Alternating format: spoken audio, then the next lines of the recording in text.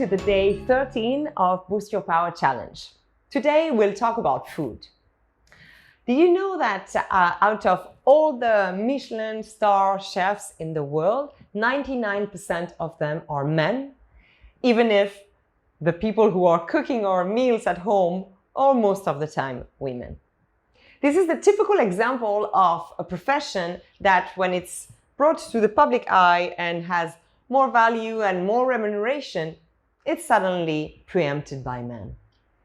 Just look at all the Netflix Chef's Table series, for example. And this is not only the cooking, but it's also the eating. Remember the dinner table. Mothers tend to give more food and especially more meat to their sons and husbands. This is actually quite incoherent because as women, we need twice as much iron as men do.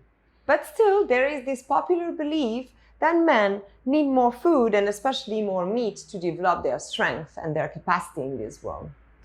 And this fact is actually feeding the chronic undernutrition that women and girls are living and leading to our sexual dimorphism, the fact that our bodies are actually smaller.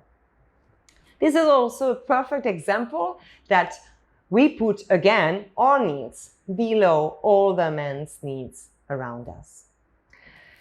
This has to change not only because of what we eat, but also the relationship that we have with meat.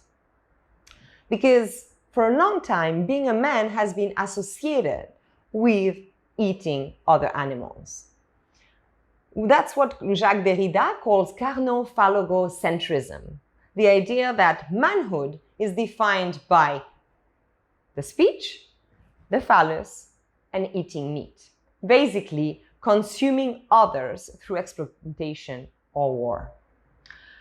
And this way of thinking has been shaping our whole economy.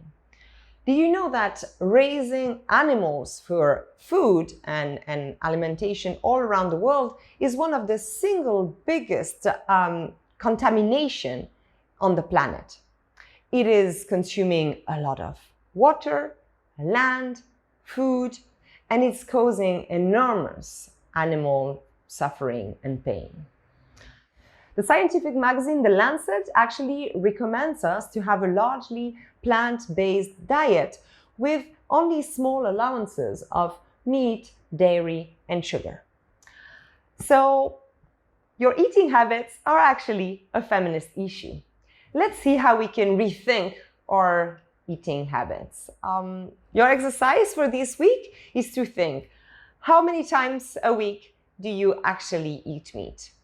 Do you eat from local producers? Do you try to go to restaurants with female chefs? Are you trying to grow your own food and be sustainable? Write us and tell us in the comments of this video what are all your habits to develop a more healthy relationship with your body, but also with the environment, and tell us how you can manage to be creative in that way. Good luck and see you tomorrow.